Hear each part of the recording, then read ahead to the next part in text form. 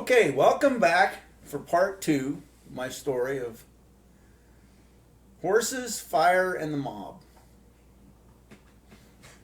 Now, when we left off, we were just had got the guys who were in the cream-colored blazer to follow us, and we headed out across the desert to Government Cave. Now, anybody who's local around Eastern Idaho's probably heard of Government Cave. A lot of people don't know where it is, and it's actually hard to find. And what Government Cave is a volcanic tube. So our plan, being teenage knuckleheads, we thought we would get these guys to follow us and draw them down into Government Cave. The one thing we didn't count on was how long it was going to take for these guys to stay on our trail. And I mean, we're riding 3 horses, leading 3 horses. We're leaving a swath that a blind man could follow. So about every half a mile, we'd sit there and have to wait until we'd see the vehicle finally start to catch up. Then we'd take off again, and we'd go a ways, and we'd sit and we'd wait. And here'd come the vehicle. We'd got a good look at these guys, and clearly they were not from Idaho. And we probably weren't as scared as we should have been, because we weren't scared at all, because we were luring these guys into our domain. So we finally got them to Government Cave. When we got to Government Cave, I got off my horse, and the guys took the horses off over about 200 yards from the mouth of the cave. Now, the beautiful thing about the Arco Desert is, to look at it, you'll think it's flat.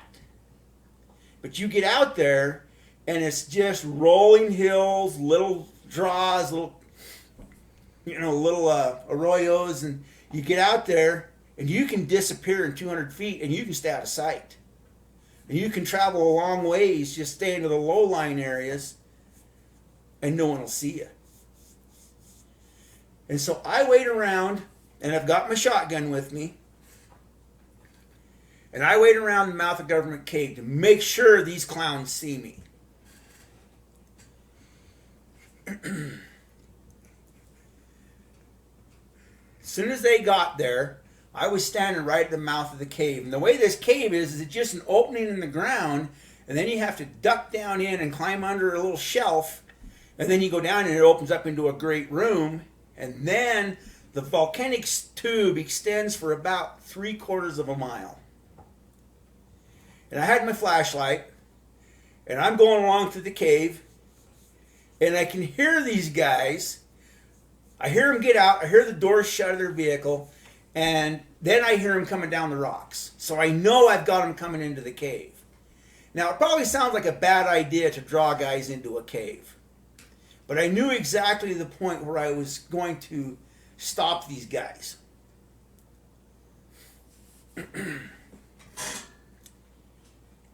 And you go along Government Cave, and there comes to a spot where you actually have to get on your belly and crawl for about 10 feet, and then the cave opens up back up again. And I stood there at the entrance, right where you crawl, and I waited for these guys till I knew they were within about 50 yards of me. I had my light off. I could see their lights. Once they were about 50 yards back, I dove under, and I crawled through there. I got to the other side, and I just stood there and waited in complete darkness. Now, if you ever want to experience complete darkness, go down into a cave, get back in where you have no natural light, and turn your lights off. Because it is black. You can't see anything. I heard the guys get to the crawl spot. And they're talking. It's like, well, that kid's going to be waiting for us. We don't know. The other guys, no, we got to get him. We got to go through. He's a scared kid. He's going to keep running. He's not going to be waiting for us. And I can hear this discussion going back and forth, and I'm trying to be just as silent as I could be. And finally, I hear the sounds of them crawling through. And I wait, and I wait. And they come out. And I can't see them because it's complete black, but I can hear them moving. And once I knew they were about 10 yards ahead of me, in the darkness, they heard this. Now that sound right there will stop anybody in the dark. I turned my lights on. I told them, I said, do not turn around. I said, you guys turn around, I will waste you right here. Double aught buckshot at this range will take a piece of crap off of you and throw it on the ground. And they stopped. I told them to sit down. And they sat down. And I tied their hands. And the one guy's like, what are you doing? You're going to leave us here? And I said, yeah. Well, we can get loose, you know. I said, yeah, that's my plan. I want you to get loose. I want you to follow me. You guys don't realize the game we're playing here. So I tied them up good enough that they could, once I was out of there, they could wiggle together and untie each other. I went down, crawled through the crawl space, got to the mouth of the cave, hollered at the guys, said, hey, you know, and they were coming back with the horses. I opened the hood on the Blazer, and I broke the distributor cap. That way there was absolutely zero chance these guys could follow me. And then we set off across the desert, and we got going back in, and we came to the Youngstrom place, which was the last place that you would have, like, where there's a house before you head out on the desert.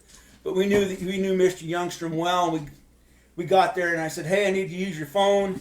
You got to remember, this is back before the days of cell phones. Called my dad, told him what was going on, and I said, hey, you need to get the sheriff out here. And they called the sheriff's office, and they showed up. And they said, well, where'd you leave these guys? I said, well, I left them tied up in Government Cave, but I'm sure they're loose by now. I said, but they got to be walking in because I broke their vehicle. They're not going to find a distributor cap. And so the sheriff's department just waited, and they picked them up when they were walking in. It took a full day for them to get from Government Cave back into the Youngstrom place. But they sat there and waited for him. They picked him up.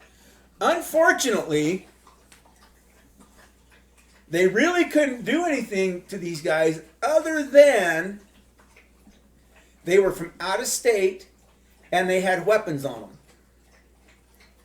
So they arrested them, put them in jail, but of course it was just a low-level gun charge. All they had to do was post bail and they left. And we never did hear from them again.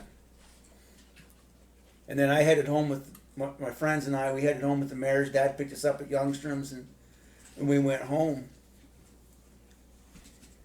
But we never did hear back from anybody dealing with Manny Clausen. And I hope they realized that they were coming into an environment they had no business being in. Because you don't chase an animal into its den. When an animal knows an area, you don't follow it there. Now, I would like to tell you that Manny Clausen got justice and that he faced a penalty for what he did. Unfortunately, that is not the case. All authorities were ever able to get him on was some low-grade check-kiting charges. And by time that was even coming to trial, he had got cancer and he died and never faced the music in this life. I truly hope there's a special place in hell for anyone who would burn horses, or any animal for that matter. Now, thank you for listening. I hope you enjoyed my story. Please subscribe to my channel. Please hit that thumbs up so we know you liked it. If you like it, we'll keep going. I'll tell more stories from my childhood, my life in Idaho, and lore from Idaho. Have a great week. Thank you.